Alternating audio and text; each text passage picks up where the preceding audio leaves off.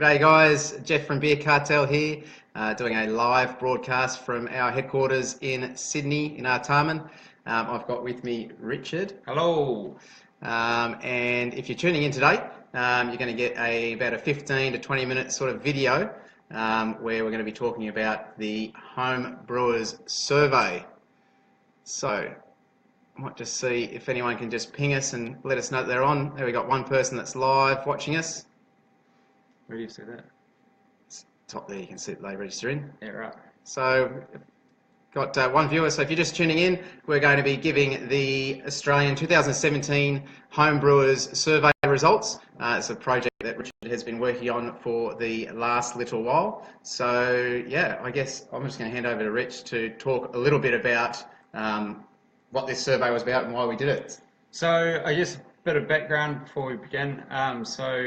9 years ago, before Beer Cartel, BC, both Jeff and I worked in market research, so we were absolute number crunchers.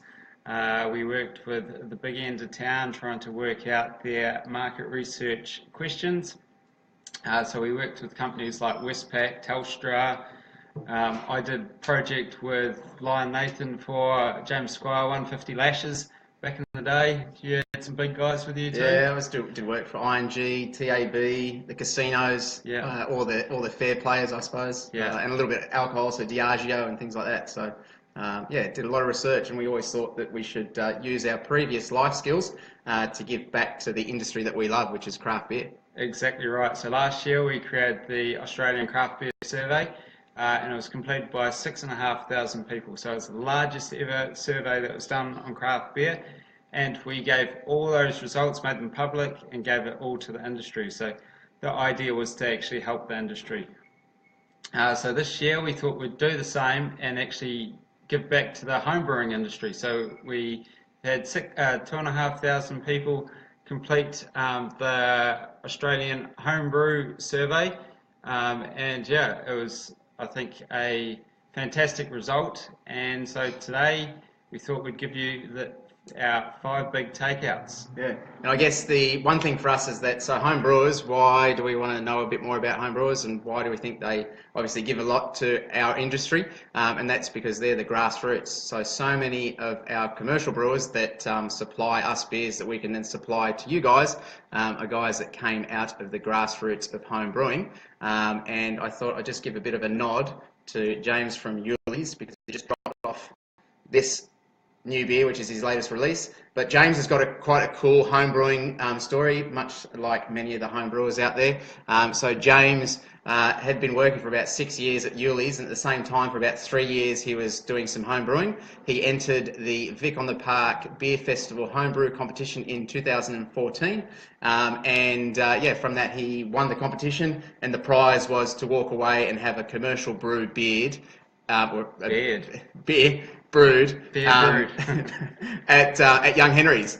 So that was his first beer was Louis, a black IPA that he brewed in 2014 with the guys at Young Henry's. So we're going to be having his beer just as an ode to the home brewers, right? Sounds great example of it. There's other guys like Keith Grice, I think, also came like that. Doc also, came through the home brewing. Scotty Morgan. Yeah, there's home brewers galore. Dave from Akasha. All great home brewers that have turned their hand from hobby to commercialising it. Cool. All right. Well, while you pour that, let's kick it off. So we've got 5 big takeouts we're going to look at today, and the first one, is there are no females at home brew. So 98% of the people we surveyed were males. It was just crazy, really. When we did the Australian Craft Beer Survey last year, we found that 20% of craft beer drinkers were female. This time around, we've got 2% that are female. You've lost a zero. You've lost a zero off the 20% to 2%. Yeah. So it doesn't really correlate. So, you've got this great amount of women that are enjoying craft beer, but not many of them are actually kind of in the grassroots home brewing and then going on to commercial brewing. But in saying that, there are obviously some great commercial brewers out there. You've got Sam Foos, you've got Sam Foos, Jane Lewis, Two Birds Brewing. There's the brewer that at Smiling Samoyed Brewery, oh, I forget her name, and also the one at Himmel Hund, I think it is, down in Victoria. Yeah. Yeah, so, but it just doesn't seem to be happening at the moment, so I don't know why it is. But when you look back in history, females have been brewers throughout the very start of time. So the very first brewers were actually females rather than males. So yeah, quite interesting. And if you think about the key things with when you taste beer is the sense of smell, sense of taste, and women actually are able to sense those things better than blokes. Yeah, so yeah, they're far superior in the brewing stakes. So Yeah. we'd love to see more women home brewing and then ultimately becoming commercial brewers, because there's obviously quite a lot of women within the craft beer industry. You know, there's the Pink Boots Society, which Kirrily Waldhorn is part of, Yeah. and a lot of obviously the women, because it's a bit of a women's fraternity type thing. So yeah, so it'd be great to see more women coming into the industry. And forgot to mention at the start, if you've got any questions, shoot them through. You can put them just down in the comments box. Just a quick heads up though, we aren't professional home brewers ourselves. We've dabbled in a bit of home brewing, but we do a far better job of curating an awesome range and retailing them than home brewing. So if you do have any questions, yeah, feel free to shoot them through and we'll do our best to answer them. And I guess just to that point, so we actually spoke to the homebrewing experts to help us with the survey. So shout out to people like Michael Doherty, Doc from Doctor's Orders Brewing, and a couple of the homebrew stores that helped give us a bit of guidance on the survey too. Yeah. So it meant for quite a well-rounded survey and ensuring that we had the right questions included in there. So yeah. Cool. Okay. What's the next one? Take out number 2. Dun, dun, dun, dun, dun. Yep, no, yep. Click, I that's gotta it. go. Okay. Home brewers, your experience in advance. So on average, people have been home brewing for 6.9 years, so nearly 7 years. And when you think about craft beer, the craft beer boom in Australia has only really happened in the last 4 years. So it means that a lot of you are actually doing it before the craft beer boom actually took off. So yeah, pretty interesting there. And yeah, you're definitely quite advanced. There's 60% of you that are all grain brewing, 59% use kegs. So you're not doing small setups, you're not doing the Cooper's kits, you're actually going to a step above that. Yeah, I mean, when I see that 59% of people using kegs, that's a lot of people that have kind of got holes in their fridges or kegerator setups. And yeah, I mean, one of the things is I know that kegs is far easier. You know, if I was to do more home brewing than what I've done in the past, I think I'd definitely move towards that. I used to always do the bottles, but if you think you've got to get your bottle tree and you've got to sanitize all those, 19 litres worth of bottles, you've got 30 plus bottles that you've got to sanitize versus one vessel of 19 litres if you're using a corny keg. I can see why a lot of you guys are doing that. So yeah, hats off to all you guys who are, really committed to the homebrew craft, I suppose. So it's pretty awesome to see. But the interesting thing is, while you're experienced and quite advanced, there's only 28% of you that have ever entered a home brewing comp, and only 17% of you that are members of a home brewing group.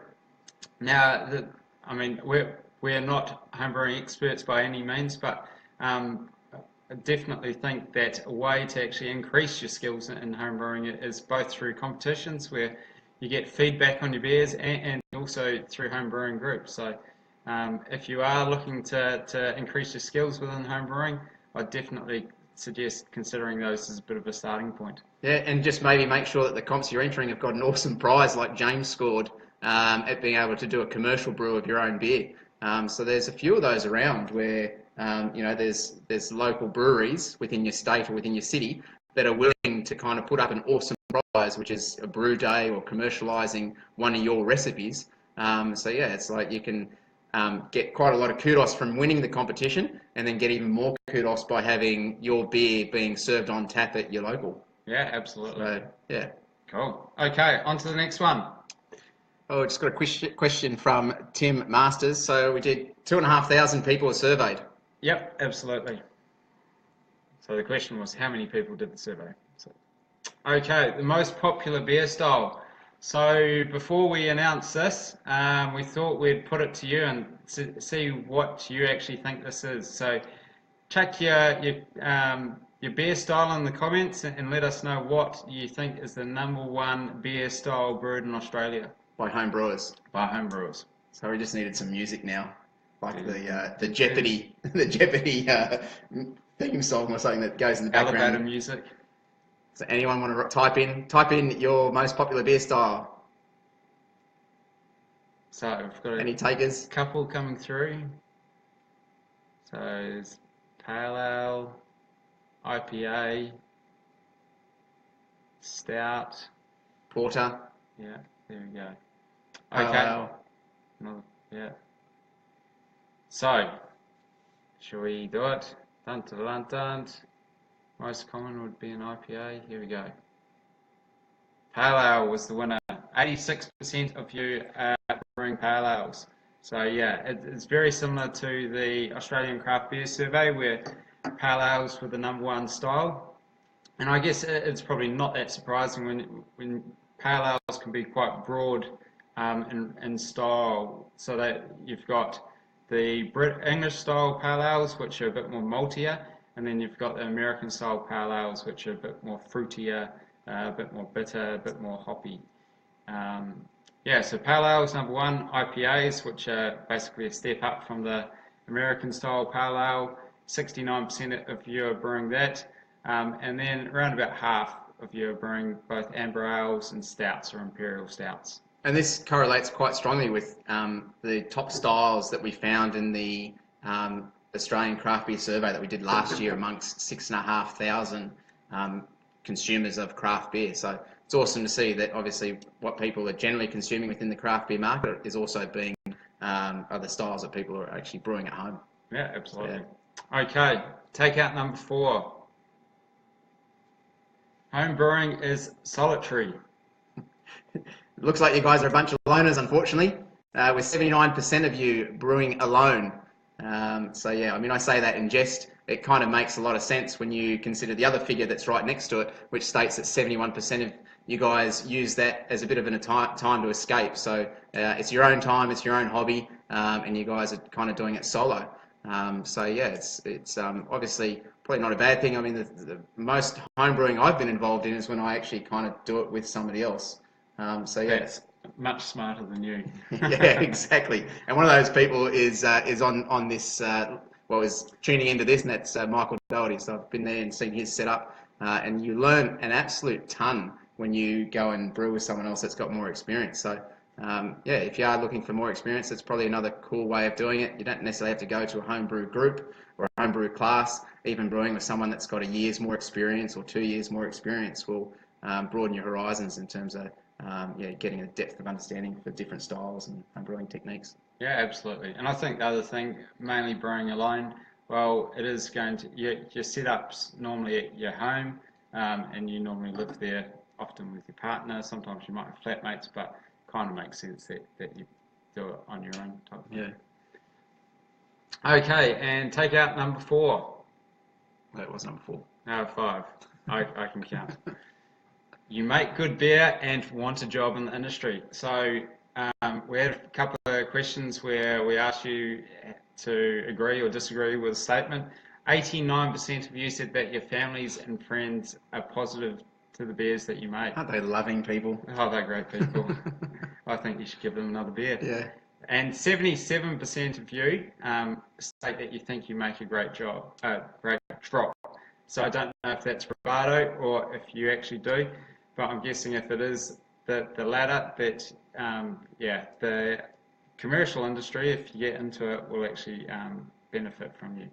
Yeah, I mean, it's interesting because there's a lot of talk around in the industry at the moment that quality is quite important. So if you are wanting to get into commercial brewing, make sure you're not just getting into it to try and make a quick buck, or that you're just trying to get into it because it's a cool industry, because quality will definitely be the thing that gets you to the next level in terms of just ensuring sales if you go commercial, for example, or ranging within a retail store like ourselves, because we want to stand behind beers that have got exceptional quality and that people are chasing down because they are good.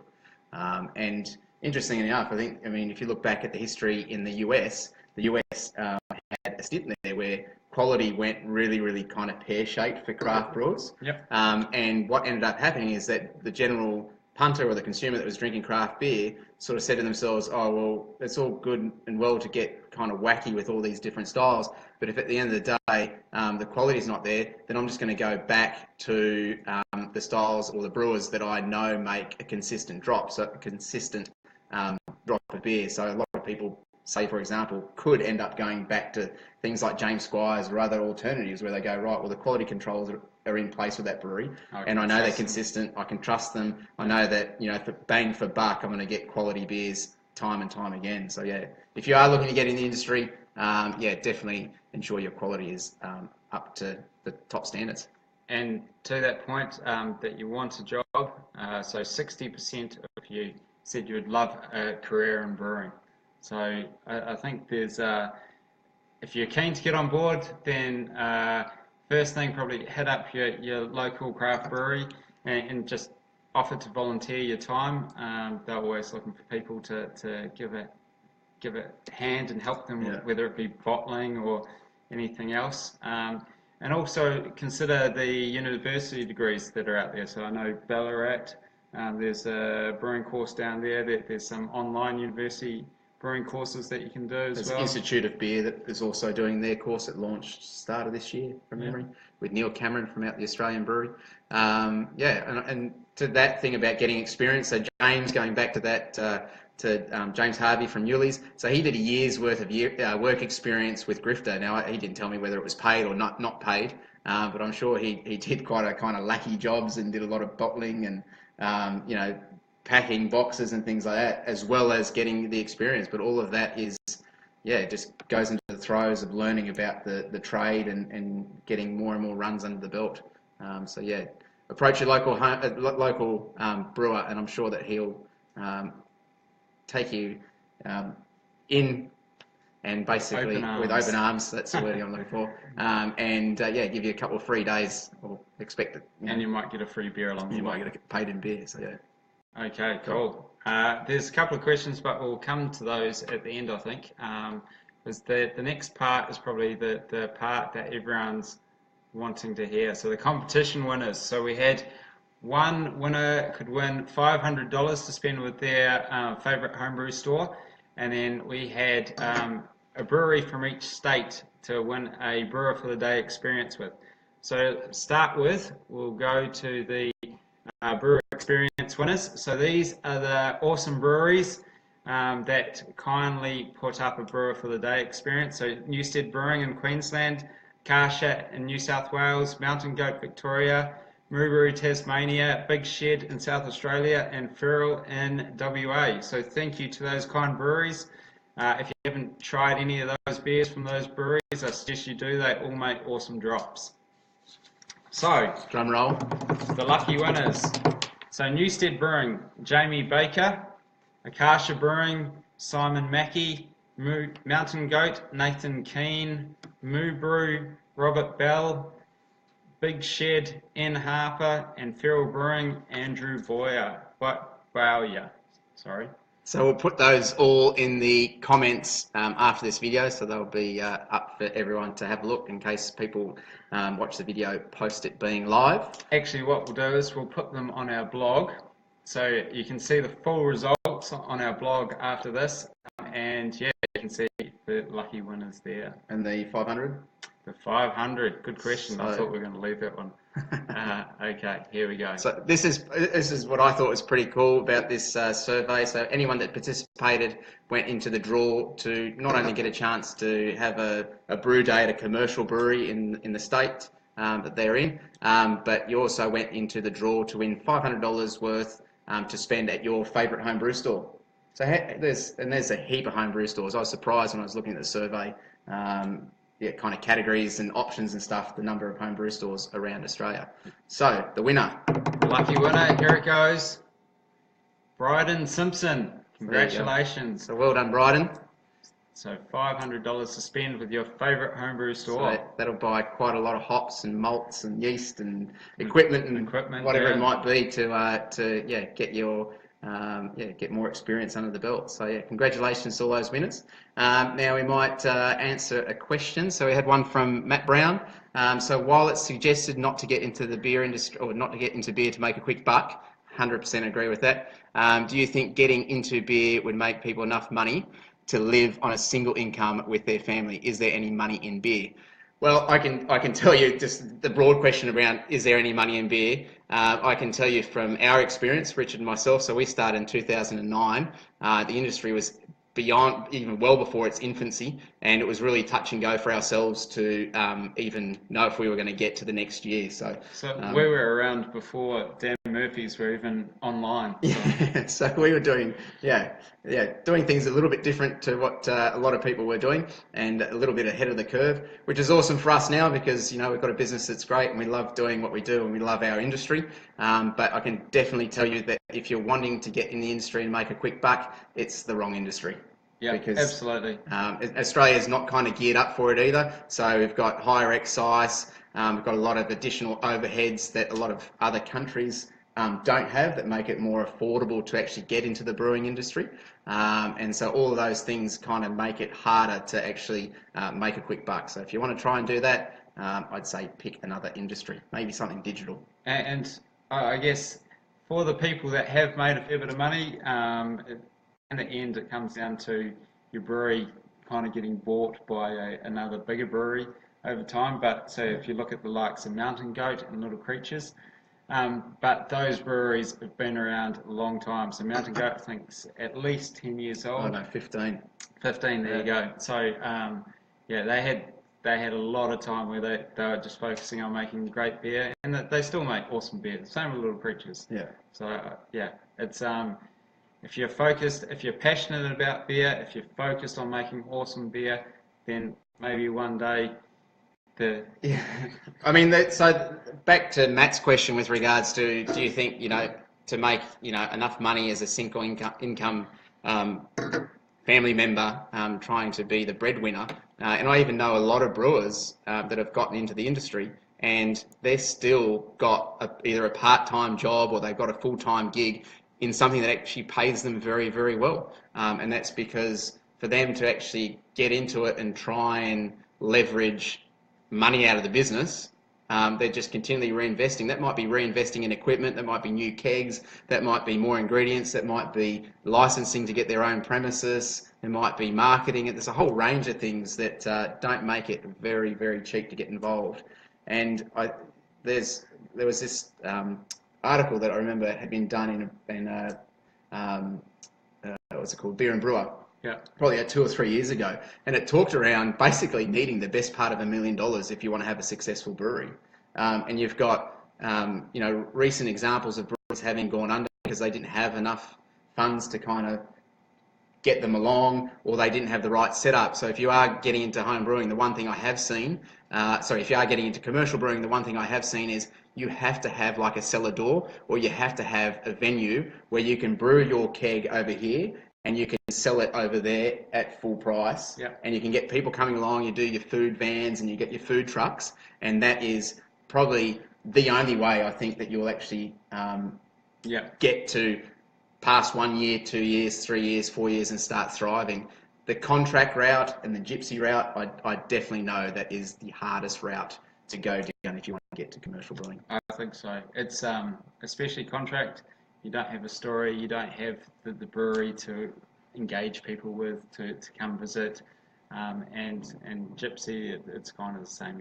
You're quite challenged as well. So yeah, if you do go a brewery, big challenge is the investment. Well, yeah. So you've got to find a premises. If you're in New South Wales, for example, then you've got to find a local council that kind of gets on board with the whole idea. I even know that when Four Pines and Nomad were going in at Brookvale, for example, they kind of struggled. They just had hurdle after hurdle after hurdle because the council had never done much around licensing and a brewery in their council area. So it was just all new. So they were basically educating the council on the legislation that the Office of Liquor and Gaming and Racing were providing the council, but then the council had kind of different input, and those two government bodies don't necessarily talk as well as you think they should talk. So it is definitely a challenge. But yeah, I think the number one rule would be have a brew pub or a cellar door where you can have people and you're making a keg that costs you $150 to make or $200 to make there, and you're going to be able to profit from it by selling it in individual midi glasses, pots, pints, whatever you want to call it, schooner glasses, and make $800 instead of trying Absolutely. to sell it at wholesale at $350. Absolutely. Yeah, and same thing with if you do set it up, make sure you get a vet, like either have a little pizzeria inside your brewery or have food trucks where you can make a $3.50 pizza and sell it for $15, and then keep people in your venue for as long as possible. Yeah. So yeah. Or a really good toasted sandwich maker. Yeah. So again, but all those things will come down to licensing. I know that Young Henry's, for example, last year they had to do a complete flip around of their whole brewery because of the way it had been kind of set up as they grew, and they had to rearrange things to come in within kind of council codes and stuff. Yeah, right. So yeah, they basically, literally overnight, within like an 18-hour period, they had rearranged their brewery. So a lot of hurdles. I hope that answers your question, Matt. Any other questions? Just having a look to see. Most brewers I know have part-time jobs. Yes, spot on, Matt. That's about it. We're just going to wind down now. I will say, if you're in Sydney and you're at Gabs this weekend, come say good day. We don't have a stall or anything like that. I'll just be just a fan that's kind of walking around and talking to different customers and different brewers and stuff. But yeah, come say good day. We appreciate your time. Thanks for tuning in. And the full results will be on the blog just after this. Yeah. So thanks, guys. See you in the next video. Cheerio. Cheerio.